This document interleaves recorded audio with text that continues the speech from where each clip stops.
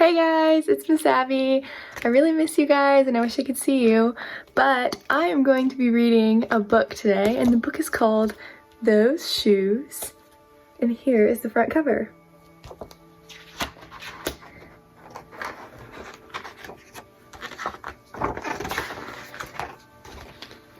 I have dreams about those shoes, black high tops, 2 white stripes. Grandma, I want them. There's no room for want around here, just need, Grandma says. And what you need are new boots for winter.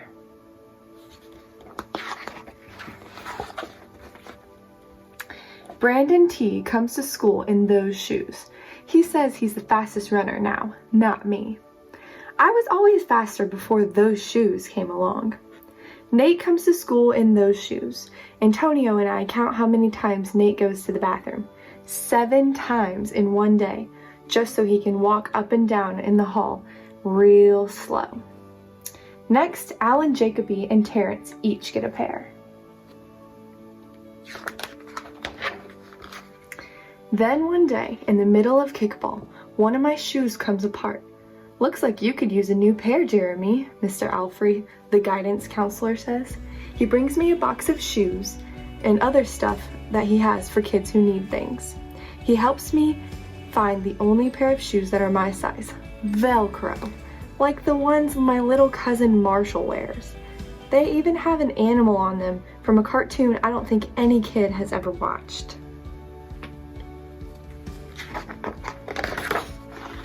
When I come back to the classroom, Alan Jacoby takes one look at my Mr. Alfrey shoes and laughs, and so do Terrence, Brandon T, and everyone else. The only kid not laughing is Antonio Parker. At home, Grandma says, "How kind of Mr. Alfrey." I nod and turn my back. I'm not going to cry about any dumb shoes. And when I'm writing my spelling words later, every word looks like shoes. My grip is so tight on my pencil, I think it might bust.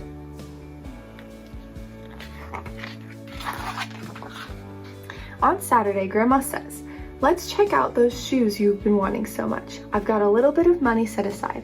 Might be enough, you never know." At the shoe store, Grandma turns the shoes over so she can check the price. When she sees it, she sits down heavy. "Maybe they wrote it down wrong," I say. Grandma shakes her head. Then I remember the thrift shops. What if there's a rich kid who outgrew his pair or got 2 pairs for Christmas and had to give one of them away? We ride the bus to the first thrift shop. Black cowboy boots, pink slippers, sandals, high heels, every kind of shoes except the ones I want. We ride the bus to the second thrift shop. Not a pair of those shoes in sight. Around the corner is the third thrift shop. I see something in the window.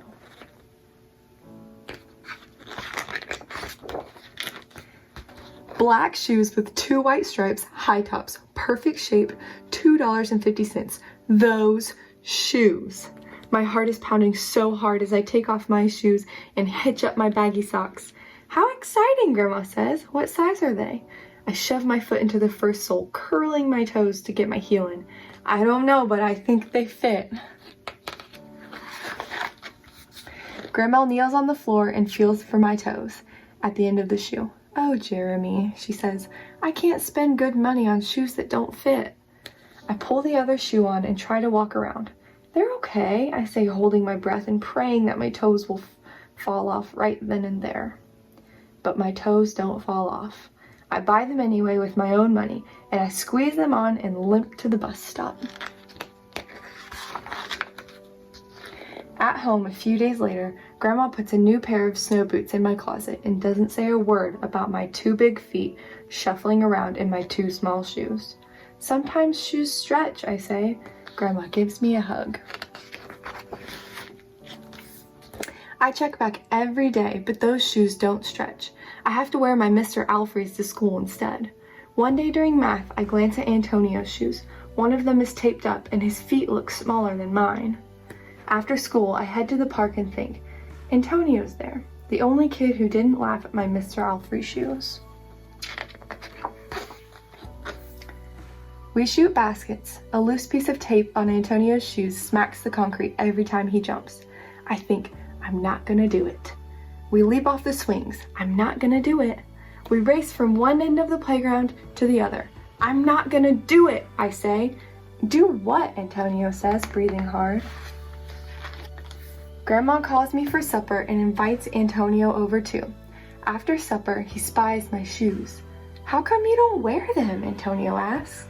I shrug. My hands are sweaty. I can feel him wishing those shoes were his. That night, I'm awake for a long time thinking about Antonio. When the morning comes, I try on my shoes one last time.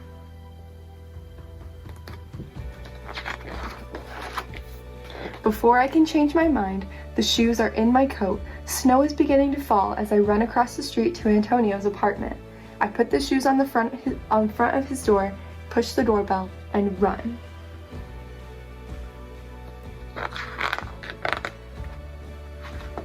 At school, Antonio is smiling big in his brand new shoes.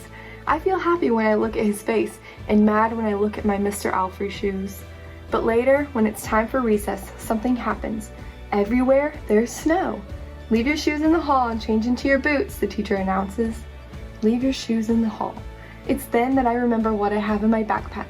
New boots. New black boots that no kid has ever worn before.